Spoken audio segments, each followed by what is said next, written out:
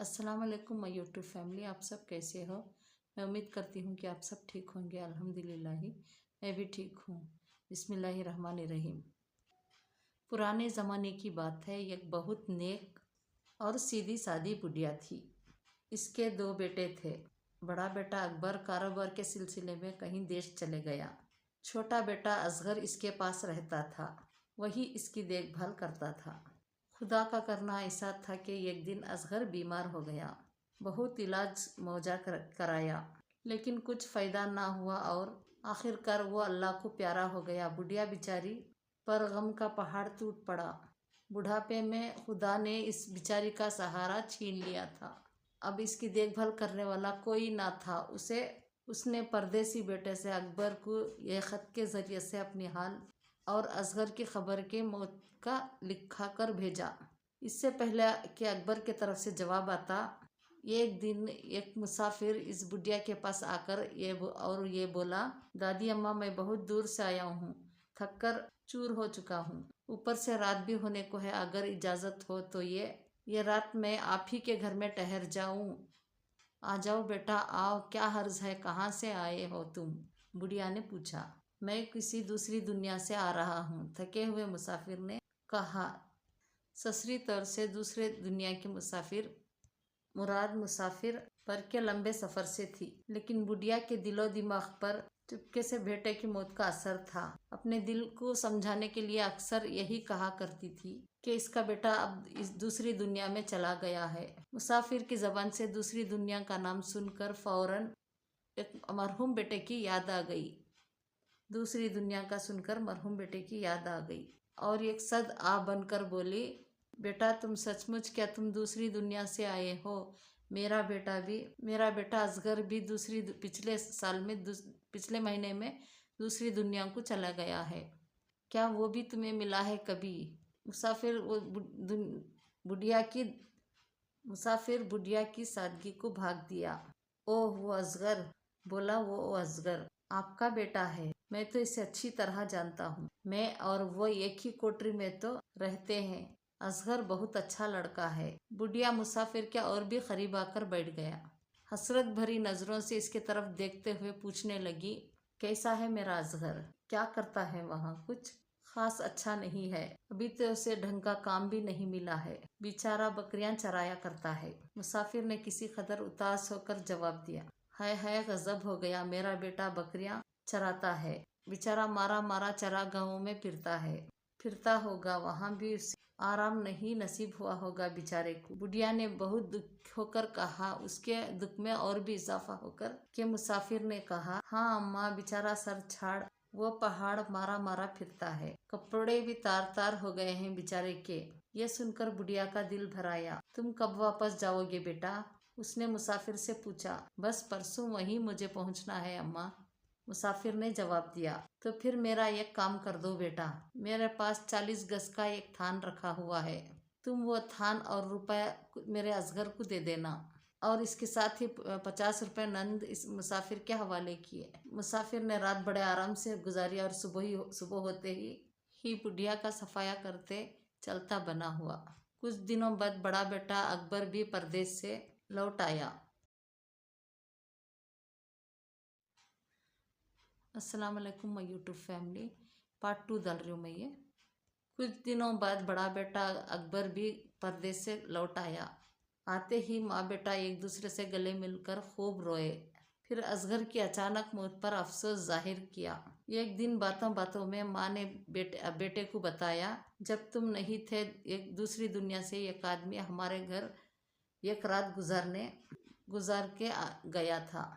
उसने तुम्हारे भाई असगर के बारे में सब कुछ बताया। दूसरी दुनिया में आदमी और असगर एक ही दुनिया में रहते हैं। वो बता रहा था कि असगर अभी तक बकरियां ही चरा रहा है।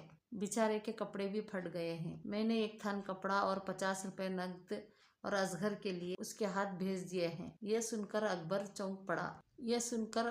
चौंक पड़ा। 7 घट का पानी पीकर वो इतना सीधा ना रहा था। अब वो ऐसी चालबाजियों को खूब समझने लगा था। बोला, अम्मा तुम तो वाकई बहुत सीधी हो। भला दूसरी दुनिया से भी कोई वापस आता है? जमाने के हेर फेर नहीं समझती हो।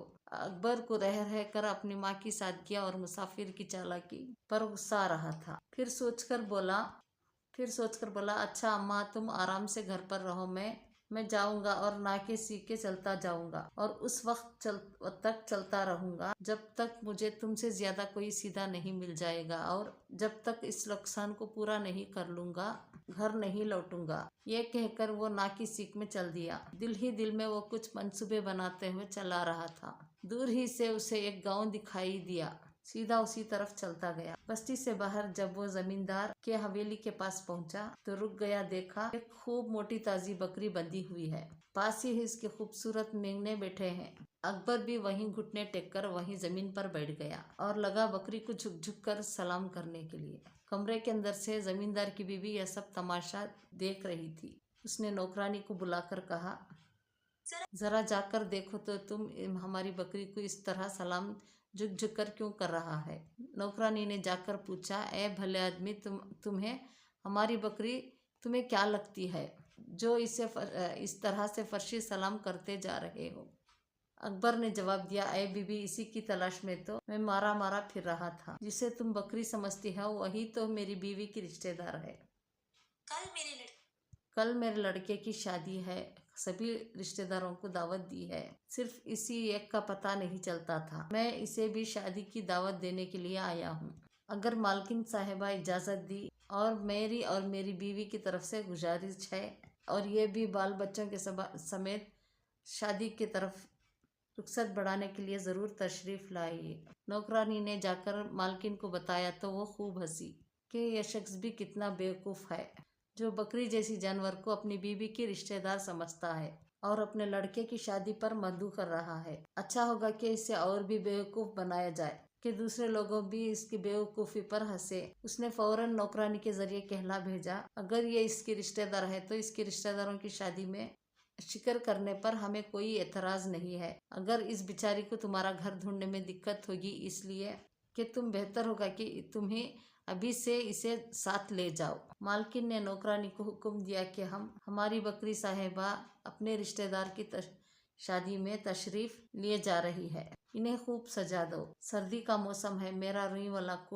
नया कोट इन्हें पहना दो। इसी तरह इसके बच्चों को भी अच्छी तरह सजा दो। और सुनो, बाहर जो गाड़ी खड़ी है इसमें 2 घोड़े चढ़वा दो। उसके रिश्तेदार की शादी कोई रोज थोड़ी ही होती है, जरा थाट से सवार होकर जाएगी। चुनाचे मालकिन और उसकी नौकरानी ने बल्कि बकरी और उसके मेंगनों ने बहुत खूब सजाया और गाड़ी में 2 घोड़े चढ़वाकर और बकरी और उसके बच्चों को बड़ी शान से गाड़ी में बिठा दिया। मन लगाम अकबर के हाथों में थमाते हुए कहा, भाई कुछ वान तो घर पर है ही नहीं। हिम्मत करके आप कुछ वानी कीजिए, लेकिन गाड़ी जरा धीरे चलाना। ऐसा ना हो कि हमारी बकरी साहिबा ऐसा इसके बच्चों में से किसी के चोट लग जाए। अच्छा, अलविदा बकरी साहिबा, आप बेफिक्र रहिए मालकिन साहिबा। कहते हुए अकबर ने घोड़ों की लगाम थामी और अपनी राय ली। 2 घोड़ों की गाड़ी में सजी हुई बकरी रू विदा हो रही थी जैसे कोई दुल्हन अपने मैके से विदा हो रही है और अकबर इस ठाट से गाड़ी हाँक रहा था जैसे कोई दुल्हन को लिया जा रहा हो। यह तमाशा देख कर और उसके नौकरानी और मालकिन हंसते हंसते पेट में बल पड़ गए। जब तक गाड़ी उनके नजर से ओझल नहीं होगी उनकी हंसी नहीं रुकने का नाम नहीं ले रही थी। थोड़ी देर बाद जमींदार घर पहुंचा तो बीवी को बहुत खुश पाया। दरअसल वो सोच रही थी कि जब वो मियाँ को इस शख्स की बेवकूफ़ी का किस्सा सुनाएगी तो बेहद खुश होगा। किस्सा शुरू करने से पहले जब मालकिन ने नौकरानी की तरफ देखी तो उसके होठों पर भी वही शरारत भरी मुस्कुराहट खेल रही थी। फिर क्या था, मालकिन कह के लगाकर हंसने लगी। मारे हंसी का इसका बुरा हाल था। इसकी हंसी जब जरा धीमी पड़ी तो जमींदार ने पूछा कि आखिर बात क्या है।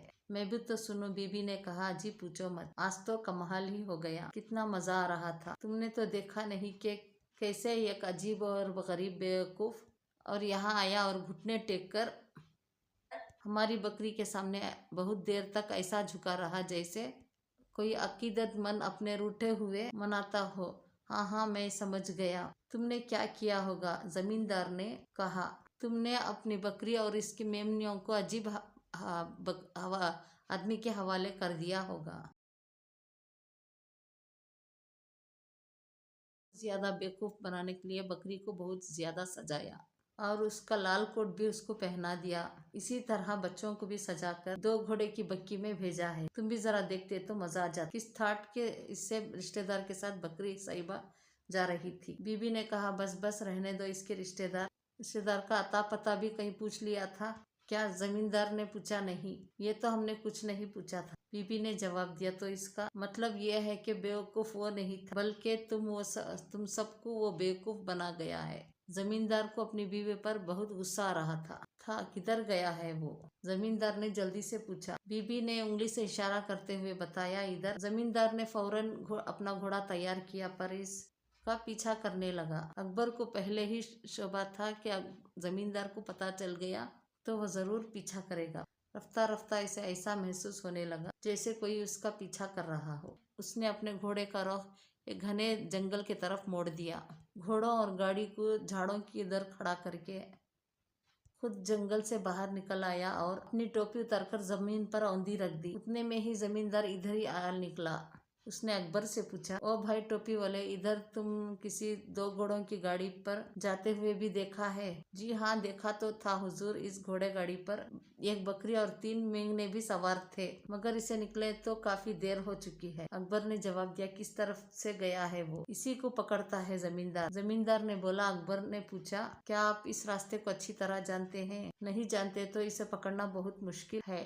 इस रास्ते में कहीं मोड़ आते, रास्ते से रास्ता निकलता चला जाता है। ऐसा ना हो कि आप खुद भी भटक जाए। अरे भाई, ये बात है तो तुम ही मेरी मदद करो। इसे पकड़ना बहुत जरूरी है। लो मेरा ये घोड़ा ले जाओ। मीदा ने उसकी खुशामद करते हुए कहा। नहीं हुजूर, मैं जा नहीं सकूंगा। मेरी इस टोपी के नीचे एक शिकरा बैठा है, मैं इसी की निगरानी कर रहा हूँ। अकबर ने कहा, इनकार ना करो मेरे अच्छे भाई, ये घोड़ा लो और फौरन चले जाओ। तुम्हारे शिकरे की निगरानी मैं करूंगा, तो ख्याल रखना कहीं उड़ ना जाए। बहुत कीमती शिकरा है, कहीं खो गया तो मेरा मालिक मुझे कच्चा चबा जाएगा, इसलिए तो मैं जा नहीं रहा हूँ। अकबर ने जोर देते हुए कहा, क्या दाम होंगे इसके? यही 500 रुपए से क्या कम होंगे? अकबर ने जवाब दिया कि तो परवाह मत करो, अगर ये खो गया तो मैं इतनी रकम मैं दूंगा। जमींदार ने तसल्ली देते हुए कहा। अकबर ने बात मानते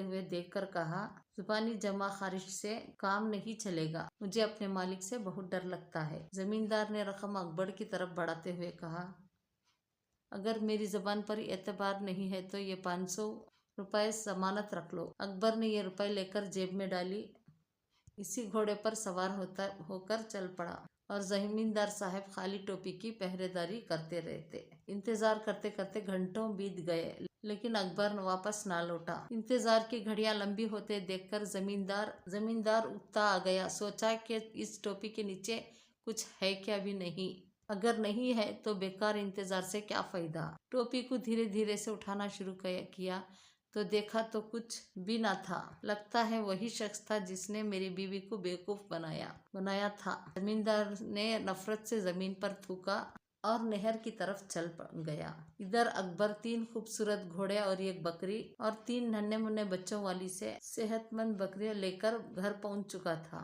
जाते ही अपनी माँ से बोला, अम्मा, अब हमेशा मैं तुम्हारे पास रहूंगा। मैं तो समझता था तुम ही एक ही सीधी हो, लेकिन देखा तो दुनिया में तुमसे भी ज्यादा सीधे लोग मौजूद है।